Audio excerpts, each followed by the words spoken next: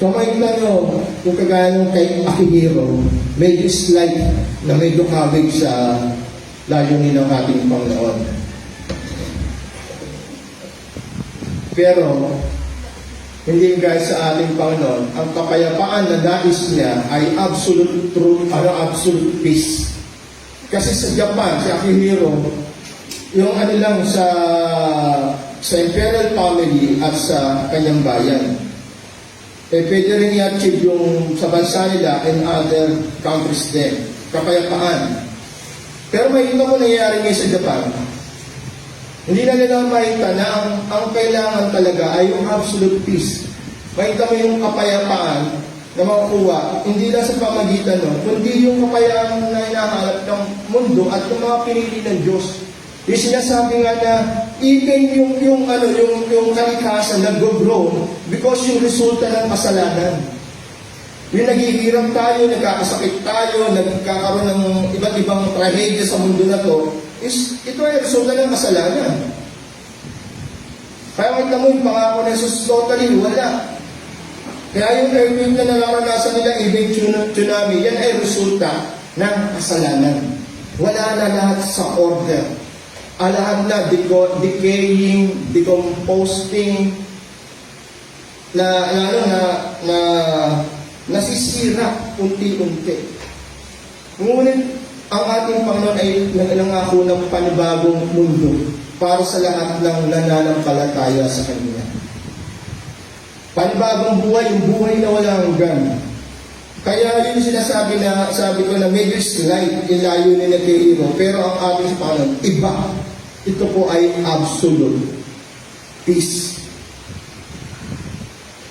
So yung author po ng ating pinag-aaralan, siya po yung writer nito, yung sinasabing other disciple, na na-outrun si Peter.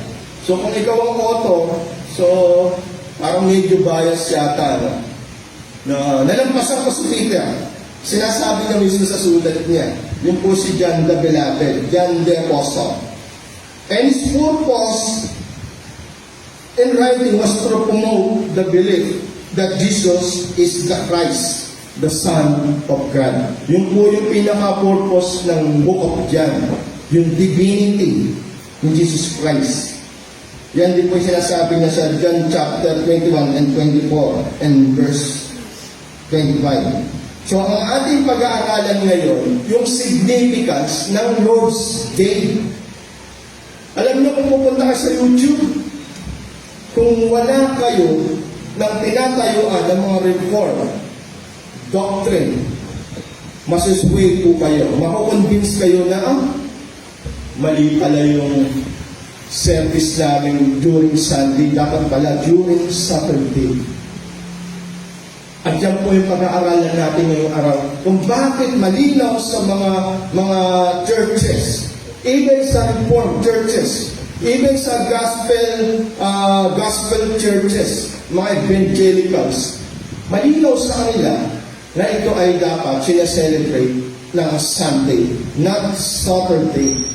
Hindi dahil sa anti-Semitic tayo o anti-Jews, or even having ating forefathers ay laban sa mga Hudyo, kundi dahil ito po ang tinatayuan natin bilang mga Kristiyano, especially ng Church Gentiles. Kasi ang sabi ni Pablo, hindi tayo under ng law.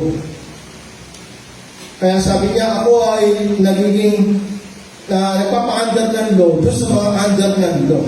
Pero there are times na hindi ako under ng law sa mga hindi under ng law. Yun yung sa mga Gentiles. Kasi ano naman talaga, Roman citizen naman talaga. Si Pablo, bukod sa pagiging Hebrew niya, by race. So mapapansin natin, dito sa ating text ko, yung sinasabi sa John chapter 20 verse 1, ang sinasabi ni John the Beloved is still dark. Pagdating naman sa Matthew 28 verse 1, after Sabbath. So may kami synoptics, lahat sila meron nito. Kasi ito yung highlights ng pinakasentro ng Old Testament to New Testament, etong cross event. even yung empty tomb, yung kanyang resurrection. Sabi ng Mark chapter 16 verse 1 to 2, Sabbath was over. Kaya sabi nga sa mga contenders ng Sabbatarian, kung Sabbath talaga ay significant sa churches, sa congregation, to worship God, at itinakda na araw, dapat si Jesus Christ, hindi nabuhay ng first day. Nabuhay siya ng seventh day. Kasi bukod sa creation, yung ng highlights ng Old Testament, dapat, ito rin ay highlights din when it comes to redemption. At para maging significant ng Sabbath, yung Saturday, dapat nabuhay si Jesus Christ ng seventh day. Para yung pa rin ang ating celebration, Saturday pa rin. Eh sabi nila, hindi. Kasi kailangan 3 days para mapatunayan na talagang totally dead si Jesus Christ. O di dapat inatras ng Webes para mabuhay siya ng Sabado. How any logic? Kaso hindi. Pag naiintindihan mo yung posisyon ng mga churches, lalo ng mga reform, pag nalinawan mo ang old creation at new creation, ang Old Testament or Old Covenant and New Covenant, maiintindihan mo kung ano ang pinupunto, bakit hindi siya kailangang mabuhay ng first day of the week. At bakit kailangan i-abolish o mag-pass away ang Old Testament o Old Covenant law, dahil ito po ay hindi sumapat para iligtas ang tao. Kaya sabi nga na Jesus Christ, yung mga forefathers nyo nga, wala nakasunod dyan sa law na yan eh. Ba't kayo pipilit dyan lalo na sa mga Gentiles, na hindi under na Mosaic law? So may kaming difference. Kaya pag hindi mo naiintindihan na tinutukoy ni Pablo na church, ng scripture na church, na true Israel, ay yung elect na Jews at elect na Gentiles. Yan ang true Israel. Hindi yung sinasabi nilang anti-Semitic ang mga forefathers. No. Tumatayo lang tayo sa tinuturo ng Bible. Na true Israel ay yung mga elect, Jews and Gentiles. Hindi na sila. Grafted tayo sa mga Hudyo, sa Israel, pero ang tinatawag na grafting doon, hindi na po patungkol sa physical or ethnicity. Kundi ang tinutukoy na doon, yung puro spiritual. Yung redemption ay binigay sa mga Hudyo, kasama ng Gentiles, pero yan ay it pertains to spiritual. Kaya makita mo din ang pinapansin dito, nililinaw na from 7th day, pumunta na ang resurrection ni Jesus Christ, fulfillment, during first day of the week. Still dark. At ngayon, bakit dinilinaw sa kanilang mga Hudyo ang mga sinasabi rito? Alam nyo, ang calendar ng mga Hudyo during that time, hindi kaya sa atin ngayon na may Sunday, Monday, Tuesday, Wednesday, hanggang Saturday. Sa kanila, ang week sa kanila, by number. Hindi by name. Kasi ang ating pangalan na naging kalendari natin sa pamamagitan ng Gregorian at ni Julian. Mga Romans, mga emperor to. Kaya nagkaroon tayo ng mga pangalan. Pero during that time, sa kanila number lang. First day, second day, third day. At ang mabigat dito, ang unang araw ng paggawa ay Monday sa kanila. Kaya makita mo, pagpasok, doon ay sinasabi nga na tuloy-tuloy na, yung 7th day sa kanila ngayon, hindi na yung araw ng pamamenya. Sa kanila, ang araw talaga para sa Lord ay first day of the week. Because yun nangyari nga dito sa cross at sa empty tomb. Ngayon, sa parable of workers in vineyard, sa Matthew 20, verses 1 to 16, tingnan natin, ang first hour of the day sa kanila ay 1 a.m. Sa atin naman talaga, 1 a.m. ang first hour of the day. Pero when it comes to work, ang first hour of the work sa kanila ay 6 a.m. to 7. Kung saan yung may malinaw na nag-sunrise na.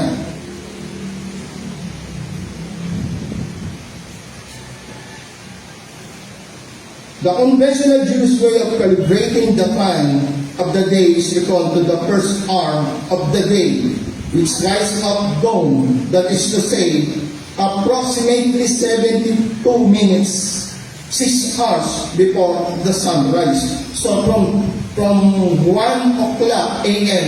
to 6, papasok ngayon yung first hour ng work. Kaya makita mo yung isa malungkot kasi nung pumunta si Jesus sa palengke ng 5 p.m., kumuha pa rin siya ng worker. At ang sabi ng worker, nandito pa rin kasi ito eh. Kasi wala po talaga sa akin kumukuha para magtrabaho. O, halika, sama sa akin. Sinama siya sa binyag, pinagtrabaho ng Diyos. Ngayon, yung mga pinangakuha ng isang araw na sweldo, nainggit, lalo na yung nagsimula ng first hour of the day, 6 a.m. Nagulat sila, yung nagtrabaho ng 5 p.m. to 6 p.m., last hour na lang, from 6 a.m. to 6 p.m., yun yung isang araw sa kanila. After na 6 p.m., yun na yung day, yun na yung night. Hanggang 12, evening, yun na yung night. Pero totoo silang night pa rin sa kanila hanggang 6 before 6 a.m. Kaya 12 hours yun. So nagreklamo, Panginoon, bakit ganyan? Sinahuran pa rin ng isang araw. So ano sa kanila? 1/4 dapat. Pero binago sinahuran ng buo. Kaya sabi niya ng Panginoon doon sa may-ari ng vineyard, ano po alam mo kung nung binigyan ko siya ng buong araw, tinupad ko naman pangako sa inyo, sinaburan ko ng isang araw. What may unfair ba doon? No. Tinupad yung pangako sa kanila, trabaho isang araw, sahod isang araw. Binigyan din ng isang araw isa. May unfair ba doon? Wala. So, yun tungkol sa oras. Still dark, ibig sabihin, pagpasok ng 6 a.m., nag-resurrect ang ating Panginoon. After yan ng Sabbath. Kaya yung punto natin ngayon, yung Lord's Day, significance, yung sinasabi nga na ito yung inauguration as a point 1. Inauguration ng Lord's Day. Celebration ay Sunday, first day of the week. Ngayon, tingnan natin yung authentication na pinupunto rito during inauguration ng Lord's Day. Sabi sa John chapter 19, 41 and 42, sinasabi na ito ay empty tomb. Sino nag-provide ng empty tomb para kay Jesus Christ living? Si Joseph ng Arimathea at kasama na si Nicodemus. Ito yung sinasabing libingan na wala pang inilibing. At ang sabi, ito ay kung saan ka pumasok, doon ka rin lumabas. So, ibig sabihin, first class yung kanyang binigay na libingan. The new tomb and never used before to prove that there was no other remains. So, makita natin yung authentication. Tapos, papasok tayo dun sa linen cloth na ina-highlights na scripture ni John, even ang ibang mga apostles during that time. Nung una, ang pagkakaintindi ko, bago ako pumasok ng GMA, ang nasa isip ko rito, in-emphasize ko rito yung pagiging orderly ng Diyos, ni Kristo. So may kanyang nagpapakain sa ng tao, yung mga tira, nililikom niya. So natanim sa akin yun, kaya pagdating dito sa tomb, ang nasa isip ko, yung pagiging orderly ng Diyos. Ang ina-highlights dito, kita mo, nakalimpik yung kanyang mga linen cloth. Naisip niyo ba yung ano yung linen cloth? Ang linen cloth to ay parang mummified. Sa mga yayip ito, pag ililibing ka, babalutin ka ng puti. Even sa Muslim yata, ganun din. Babalutin ka ng linong puti. Hanggang maaari, wala yung putol eh. Isang buo lang yan. Hanggang sa mukha yan. Para ma-prevent yung decay. Tapos lalagyan pa siya ng mga herbal, mga pabango, and para pabagalin yung pag-decay. So bakit binabanggit dito? Una, nung tumakbo yung dalawa, dahil sa sinabi ni Mary Magdalene, ang mabigat dyan, nung pumunta si Mary Magdalene, i-consider niya kagad na wala yung kanilang Panginoon. Malinaw sa kanila namatay siya kasi nandun sila, witness sila. So yung mga Pariseyo naman, para masiguro nila na ito ay hindi magkakaroon ng fraud. Kasi ang pangako ni Jesus Christ resurrection, ang mga Pariseyo, dalawang tayo dyan. Even sa mga Sadduceo, hindi sila naniniwala ng resurrection. Bakit? Kasi kahit yung kapanahunan ni Nathan, si Samuel, sino pa ba yung sinasabi nga na nagpakita kay David na propeta? Di ba nagulat even yung spiritista? Kasi hindi pa sa kanila nakakarating yung history na mayroong patay na nabuhay. Kaya even mga Sadduceo, hindi sila naniniwala ng resurrection. Tinuturo ni Jesus Christ sa resurrection at meron na siyang isang propeta, si Lazarus. Kaya ginawa ng mga saserdote, hindi lang mga bantay ng templo, kundi yung mga Roman guards, isinama rin para magbantay doon. Para walang magkaroon ng fraud, hindi siya nakawin. So, ngayon kami mga Roman guards doon, mga mantubuno ang katawan. At yung ang mabigat doon, yung pinakamalaking bato, bilang takip doon sa bunganga ng libingan. Na hindi lang isang tao, kailangan maraming tao at matipipuno ang kaya magkalisdong. At ang sabi pa, nilagyan pa yun ng selyo para hindi siya matampered, para malaman talaga na yan ay walang gumalaw. Pero ang nangyari, during that day, first day of the week, early in the morning, nagkaroon ng earthquake. At ang pinakamabigat dyan, nung pinag-aaralan ko, yung mga Roman guards natutulog that day. Para bang nagbigay ng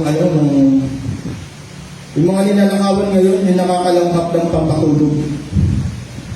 Nakatulog sila.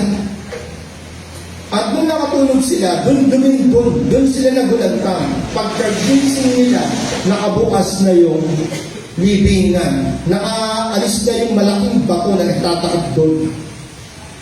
At ang malaking kasalanan dyan, nakatulog sila. Hindi dahil gusto nilang matulog, kundi pinatulog sila ng ating Diyos. At nagkaroon ng earthquake.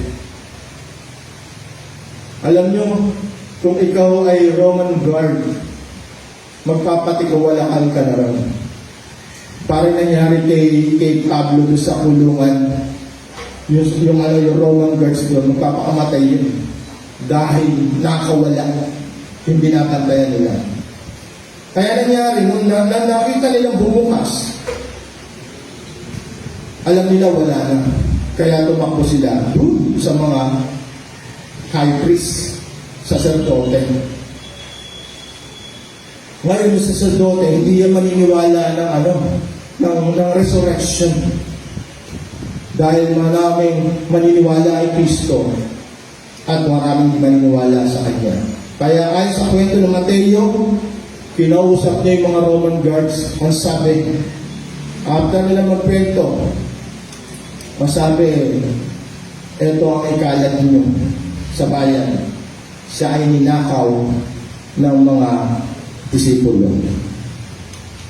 Ngayon, sabi nga, logic, paano masabi na ninakaw yung ng mga disipulo, yung kanilang Panginoon, natutulog sila? Paano ka makapagkwento ng detalye kung ikaw ay during that time, natutulog? Irreconcilable, di ba? Sa naging bisiga. Natutulog ka yan paano mo ikikwento yung detalye kung paano ninakaw yung binabantayan nyo? So, yun yung kumalat hanggang sa ngayon sa Israel. Prod ang nangyaring resurrection. Pero dito, sa linen cloth na ina-highlights ni John, ang ibig sabihin dyan dito, nung pumunta siya sa loob, dahil nauna siya, siguro mas bata si John, kaya yun naman yung pinakikita niya, mas bata siya. Tapos bukod si Pedro, hesitant siya kasi nga, nandun pa yung guilt, 3 beses na pinagkala ni Jesus Christ. So ngayon, nakita niya, nandun nga yung cloth. Alam mo kung kukunin mo yung katawan ni Jesus Christ, para yung mga kwento ng mga ninakawan, hindi ka na magbibigay ng mga iba pang detalye para mabagal yung pag-alis mo sa ninakawan mo, kailangan makaalis ka agad sa scene of the crime. Tawa nyo, ang pinupunto ni John, yung authentication, bakit pa nila tatanggalin yung balo sa katawan hanggang sa mukha kung kukunin nila si Jesus Christ at ilalabas at nanakawin? Or, dapat wala yung lino doon na white cloth kasi kung tatanggalin na yun, bubuhatin mo, mangangamoy pa yung katawan. Di ba? Hindi yung logic Kung dapat, kung kukunin namin, mabilis yan. Hindi na namin tatanggalin yung balot kasi mangangamoy pa yun. Pero tinutukoy niya dito, ni John, ina-authenticate niya na si Jesus Christ talaga ay nag-resurrect. Bakit? Alam niyo, ayon sa pag-imbisiga ni Peter, pangalas na sa tumingin Bakit di pumasok si John? Kasi bilang respect kay Peter. Kaya si Peter ang pumasok, siya hindi pumasok sa loob. Pero nakita niya from labas yung linen cloth. So nung pumasok si Peter, nakita niya, nandun nga yung linen cloth, kung paano nakapresto yung katawan, nandun din yung linen cloth, ang gandus sa mukha. Kaya makita mo rito, ayon sa mga komentary, pagpapakita ng authentication na si Jesus Christ rose from the dead. Ay ibig sabihin, parang yung mga lino, yung balance sa kanya, para sa nag-evaporate from his body. Kaya yung order pa rin ng lino, nandun pa rin ayos yung katawan. Ganun. Hanggang sa ulo, nakababa lang siya. Hindi siya tinanggal. Nakuha nyo? Yun yung kwento dito ni John, ina-authenticate ni John na si Jesus Christ nag-resurrect, nag-evaporate siya dun sa balot at lumabas. Pagpapatunay ng resurrection.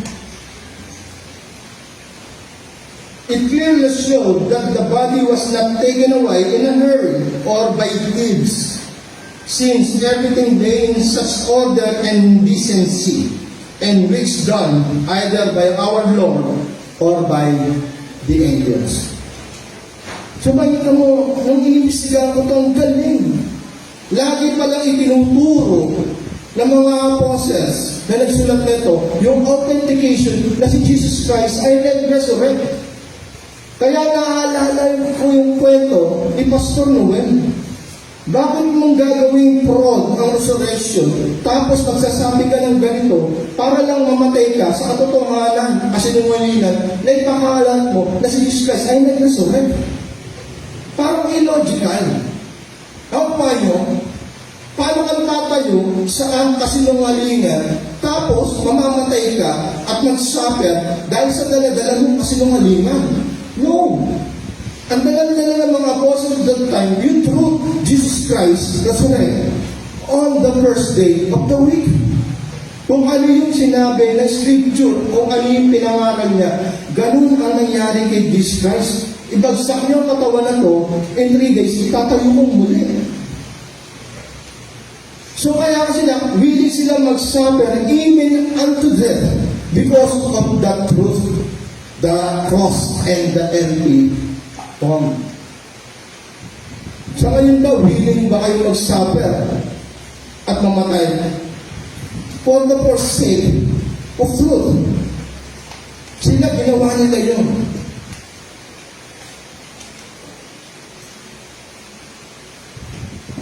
Makita mo, ito yung resurrection. Even yung ascension niya, yung muling pagbabalik niya sa langit, it's also first day of the week. In a Christians who believe the ascent of Jesus Christ into heaven on the 40th day after His resurrection, it means yung Easter being reckoned as the first day. Even yung kanyang ascension, first day of the week. Pentecost, after His ascension, 7th Sabbath day equals to 49 days. Then Sunday, yung Pentecost, yung pouring ng Holy Spirit sa mga disciples, sa apostles. Pentecost means 50. After 7th Sabbath or Feast of Weeks, 49. After that, Pentecost, first day of the week. Hindi siya tsamba. Talagang idiniin ng Scripture na ang fulfillment ng redemption ay first day of the week, hindi second day. Para i-commemorate natin yung Old Testament hanggang ngayon. Hindi. Tinakpan na dahil hindi na fulfill ang Old Testament, Old Covenant, Mosaic Law. Kaya meron ngayon, si Jesus Christ as a fulfillment, siya nag-fulfill ng 300 plus na laws. Hindi nga nila masunod eh. Sabi nga ni Pablo, hindi nyo nga magawa yan. Tapos pagagawa na sa mga hentil. Kaya malinaw, nag-vanish ngayon yung Old Testament law. And ito ngayon yung New Covenant. Christ Covenant, Christ's law. Jews observe 7 Sabbath days after Passover, and then the day following the 7th Sabbath was Pentecost, Sunday, first day of the week. So, makita natin yung significance, even yung authentication ng kanyang resurrection, even yung authentication ng araw from 7th day to first day of the week. Hindi lang mga Sabbatarian ang kumukontra sa Sunday celebration natin. Even mga New Covenant theologians, yung NCT, yung sinasabi ng mga reform, magkakaano yan, even mga Baptist, meron din sa Batarian. Ang teksto na ginagamit nila ay Romans 14:5. One man esteem one day. Romans 14:5. And Colossians chapter 2 verse 16. Ang kinocontent ng mga New Covenant theologians, ang araw ay hindi siya ang significant, kundi yung fellowship lang.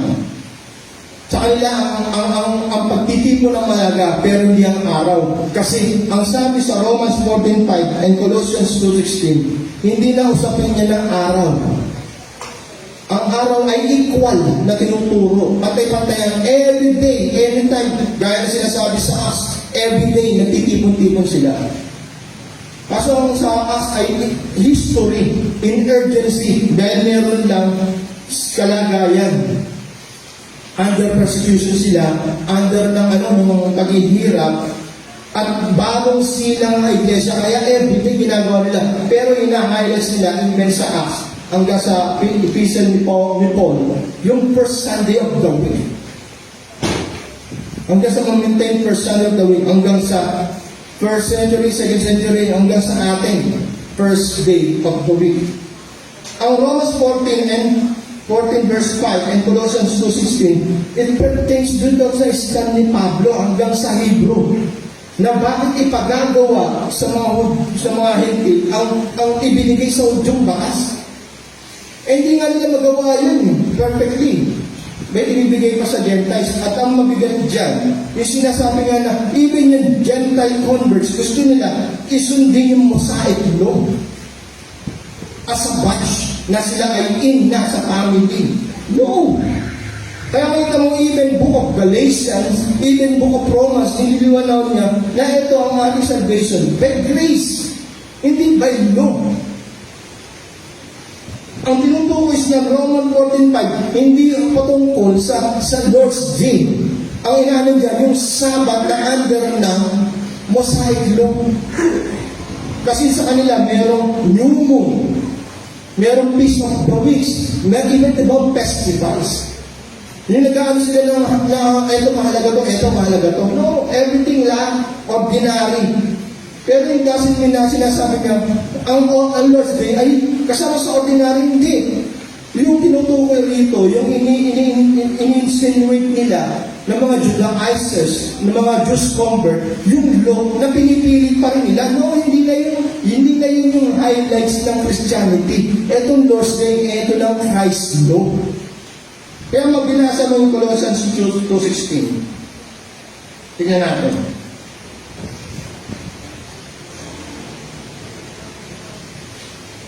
Colossians chapter 2 verse 16 and the following.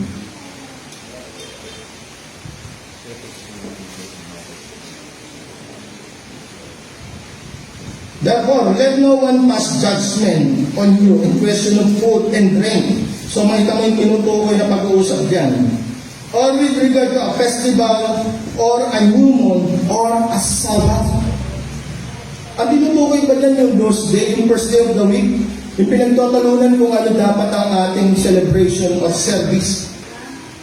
Ang sabi sa verse 17, these are a shadow of the things to come, but the substance belongs to Christ.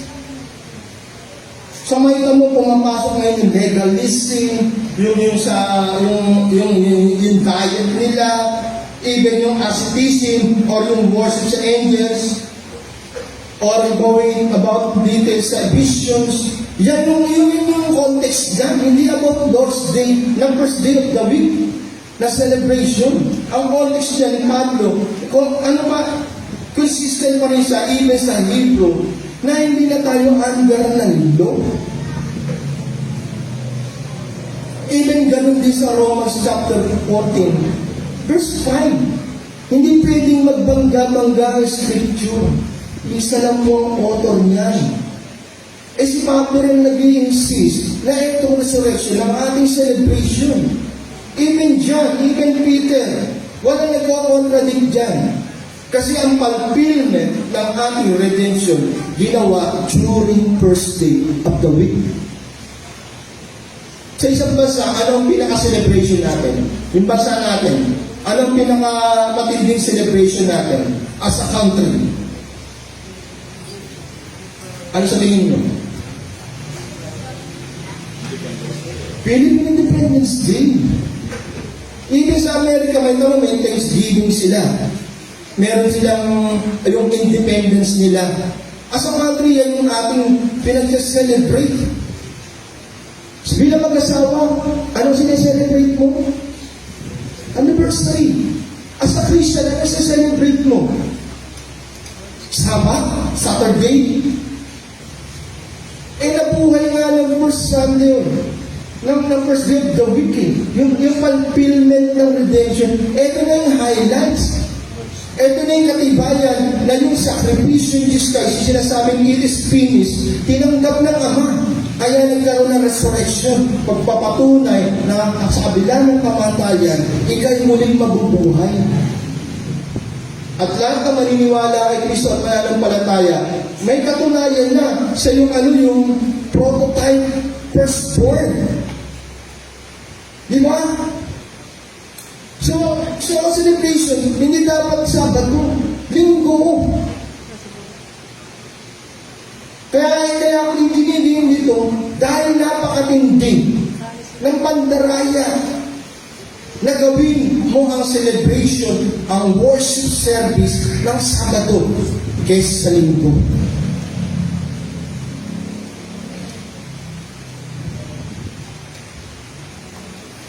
Kaya sabi nga sa inyo, pag hindi kayo malalim sa pag-aaral, gaya ng pinanood kong video, at marami kang video na tumatayo sa Sabatarian, 7 days a week ang kanilang service. Kasi yun daw yung rest, yun daw ibinigay para ibigay para sa Panginoon.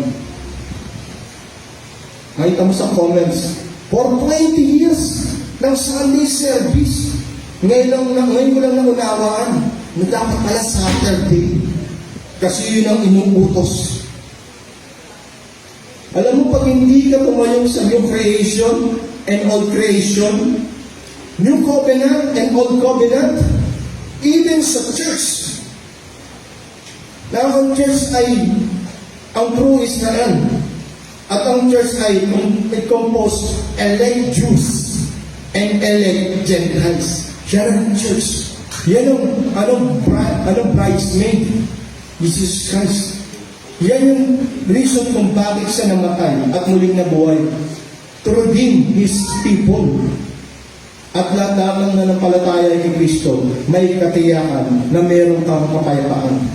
May katiyakan ka na buhay na walang hanggan sa pagpikit ng iyong mata. At marami mga kapatid natin, even pastors, na ini-enjoy na yung pangako na yun. Sana ma-enjoy mo yung pangako na yun. Kasi hanggat wala kang eternal life, hindi mo ma-attain ang peace na meron dito sa mundo na to. Walang peace dito. Sabi sa Old Testament, no peace. Maniwala ka. Even sa Akihiro, ang peace na sinasabi niya, temporal. Ang ibinibigay ni Jesus Christ na peace, eternal.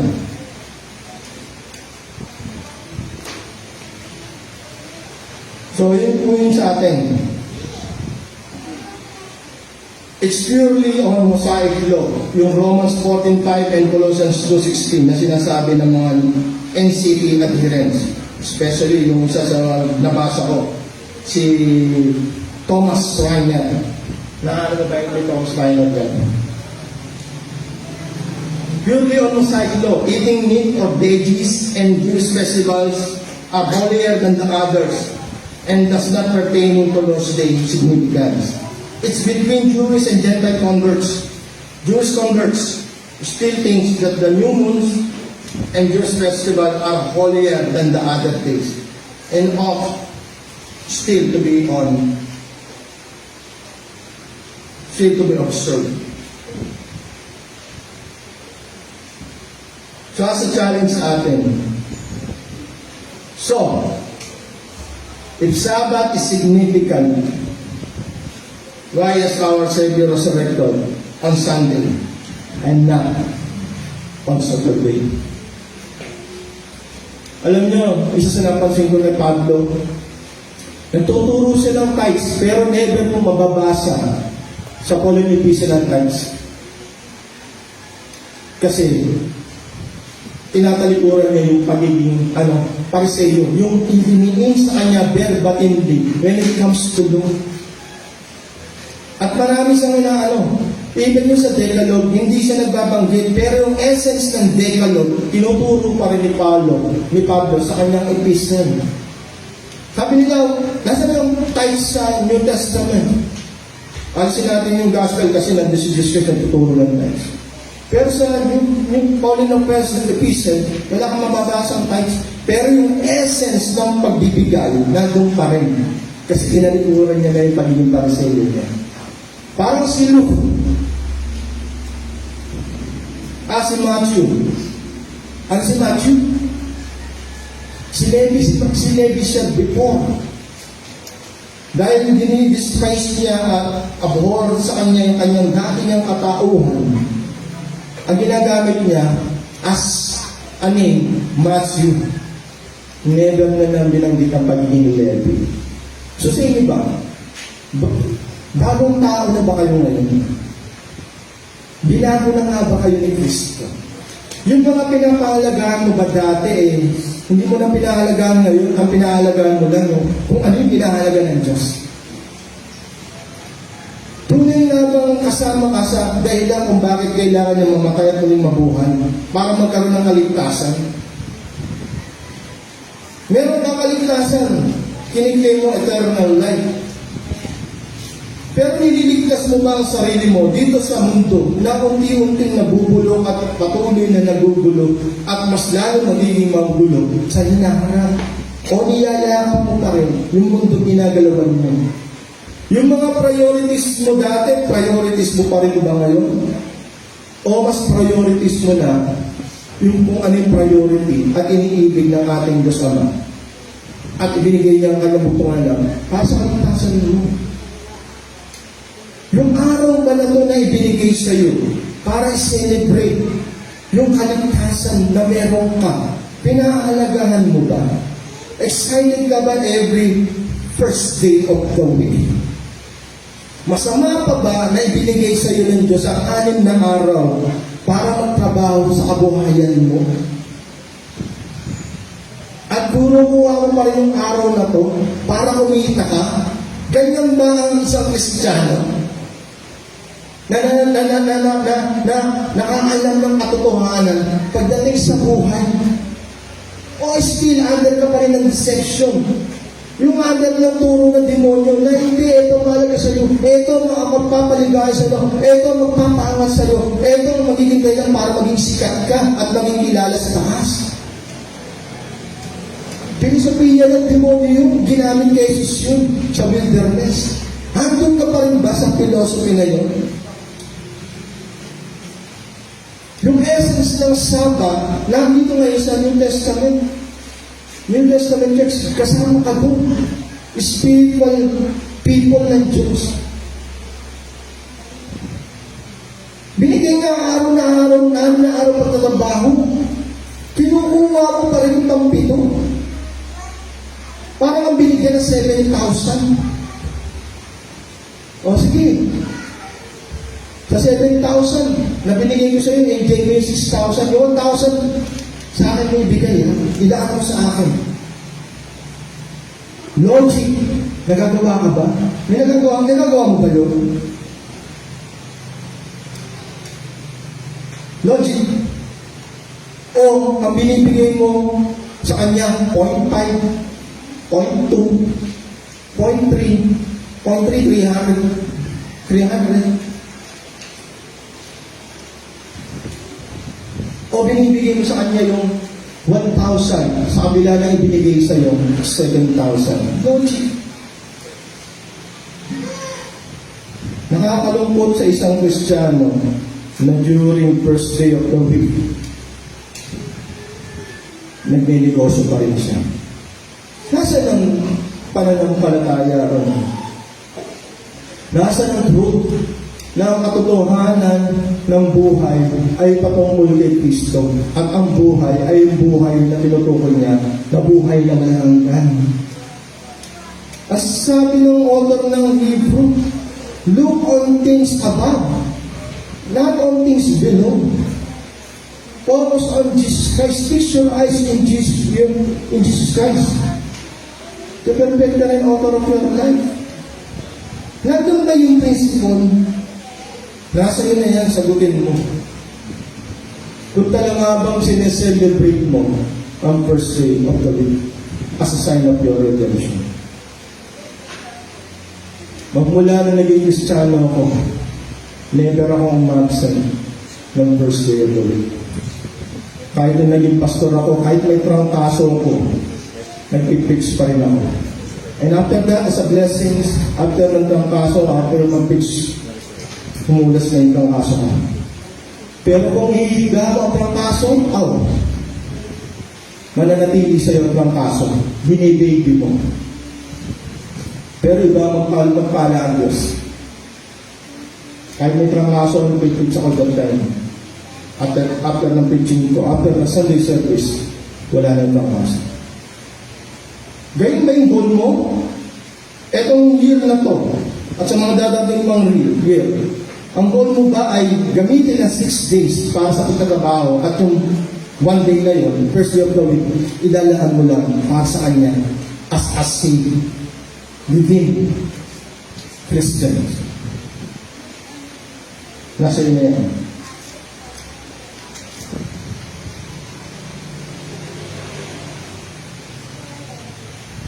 Sa point 2, after ng inauguration,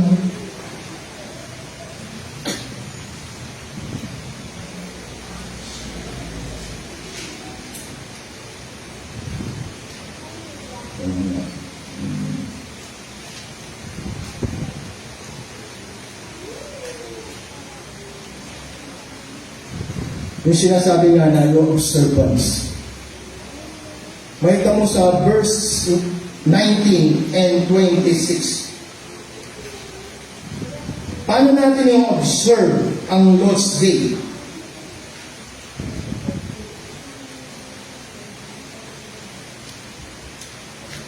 John chapter 9, 20, verse 19 and 26. Inuulit dyan, nakita mo yung peace be with you. At during that time, sinasabi sa verse 19, tingnan natin. On the evening of that day, the first day of the week, the doors being knocked, where the disciples were filled for the Jews, Jesus came and stood among them and said to them, "Peace be with you." Bakit siya nagdeklara ng peace that time? Kasi makita mo, ang usapin dyan, pagiging sinner natin. At lahat ng sinner ay kaaway, enemy ng Diyos, a holy God. Yan ang biggest problem ng isang tao. Magmula pa ng Eden. Abandon siya sa lahat ng grace at abandon siya sa presence ng Diyos. Because siya ay sinner, transgressor. Okay ba yung relasyon mo sa iyong magulang dahil sa isang kasalanan na matindi mong ginawa at ikaw ay tinalikuran na ng magulang mo? Alam mo, kahit takpan mo yan ng magandang profesyon, na trabaho, ng magandang pamilya, maraming pera, I tell you, wala kang kapayapaan. Bakit? Ang kalaban mo, magulang mo. At ang mabigat pa dyan, ay sa scripture, pag magulang mo ang hindi nagbigay ng blessing sa iyo, wala ka talagang blessing. Honor your father and mother para magkaroon ng mahabang buhay at bless ka. Ngayon, as a sinner, ganun na nangyari sa atin, doon pa sa garden. Kaya ang biggest problem natin from Genesis 3, sin. Ang mabigat dyan, hindi lang ikaw. Hanggang sa lahi mo. Hanggang sa lahi mo, even yung mundo, pinangsahan. Yan yung problema natin. Yung earthquake, expect nyo na yan. Tsunamis, expect nyo na yan. Yung masamang panahon, yung nagdedicate at dumadami yung klase ng sakit, expect nyo na yan. Sinabi na sa scripture yan, getting worse because of sin. Greatest problem natin ay sin. Pero during that time, sabi sa first day of the week, peace be with you. Kasi wala na yung enmity between God and sinner because of Jesus Christ. Yan po yung redemptive history natin, yung important significance during those days. You can now have peace, absolute peace. Kahit na nagkakagulo ang mundo, pamilya mo, paligid mo, still meron kang peace. Kasi ang peace hindi sa external. Ang peace na meron ka from within. Galing yan sa Panginoon, sa puso lulubog yung kapayapaan. At sabi sa verse 26, 8 days later, so kung ito mong pagdidiin niya, yung first day of the week, tinatawag natin Sunday, 8 days later, after 7:8. His disciples were inside again, and Thomas was with them. Although the doors were locked, Jesus came and stood among them and said, "Peace be with you." Alam mo bakit sila naman nagtatago? Kasi pinipersecute sila, hinahanting sila, hindi lang ng mga Pariseo, sacerdote, even Roman government. Kaya nandun sila sa loob, nagtatago. Dahil sila pinipersecute, isa sa reason niya kung bakit ang unang witness si Jesus Christ babae. Kasi mga babae, malayang nakakagalaw. Mga disipulo, hinahanting yan. Kaya sabi niya, "Peace be with you."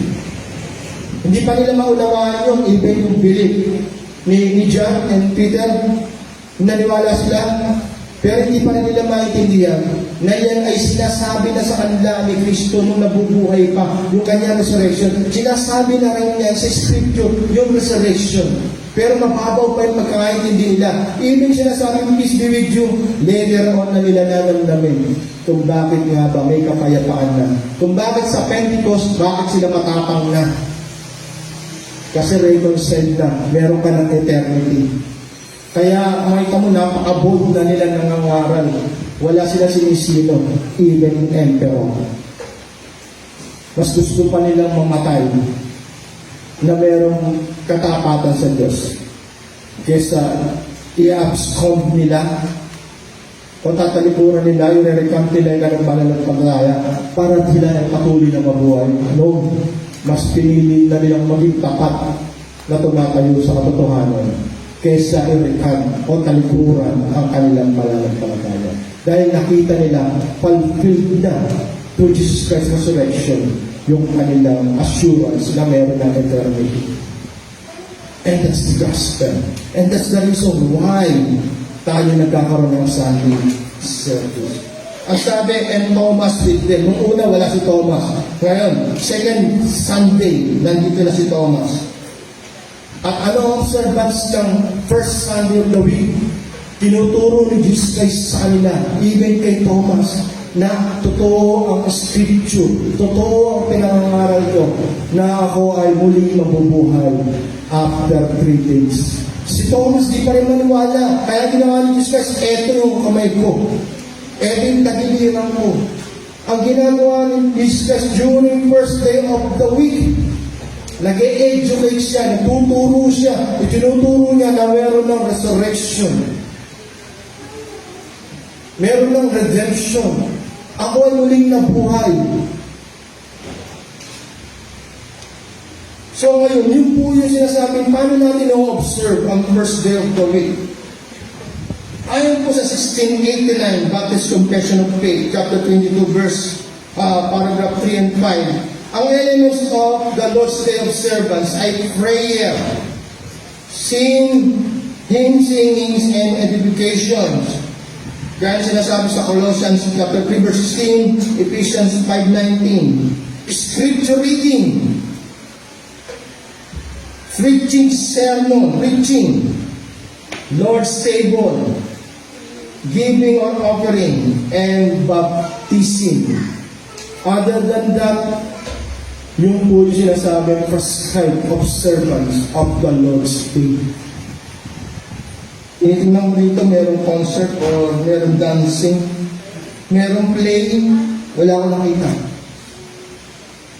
Iba, meron pang politiko, wala akong nakita dito sa tinatayo akong confession. Ang ibig si Jesus Christ, hanggang sa Acts, hanggang Pauline Epistles, tinuturo kung paano mo i-observe ang first Sunday, first day of the week. Paano sinasagawa? Puro word of God. Jesus Christ, tinuturo niya sa mga tao, even sa road to Emmaus, sa dalawang disciples, about Scripture. Hindi tinuturo kung saan magandang lugar para mamasyal. Hindi tinuturo dito kung sino yung may birthday. Hindi tinuturo dito kung paano magpapalisahan ng banda. Kamalinaw sa akin, sa atin dapat, na ang Lord's Day observance ay patungkulan kay Jesus Christ. gospel-centered, Christ-centered. Wala nang ibang mga inimbento para mag-enjoy ang mga nasa simbahan. Hindi sa marketplace para lang i-ano mo yung anong gusto ng mga tao. Gusto ng mga tao na healing. O, halika, papuntahin natin sa unahan. Pag-pray natin, pray over natin, healing. Walang ganun. Child's play, yung children's number. O, mga bata, meron kayo ha. Tapos napapalama yung mga tao. Ang kayo na anak ko, ang ganun na ako. Sabi ko nang binabalikan ko, ang worship para sa mga regenerated. Pag hindi ka regenerated, nasan yung worship dun? Sabi sa dyan, worship Him in Spirit. Paano mag-worship ang hindi naman regenerated? Wala naman sa kanyang truth. Worship Him in Spirit and truth. Nasan yung truth? Hindi naman mag-worship ka yung mga bata during Sunday service, makakantahin mo. Nag-i-enjoy na din mga nanay, mga magulang. Nag-i-enjoy kaya, Lord? Ganyan naman ang simbahan ngayon, marketing. Marketplace siya. Kung ano yung mga kasaya sa mga tao. Lagyan mo na kompleto ng instruments.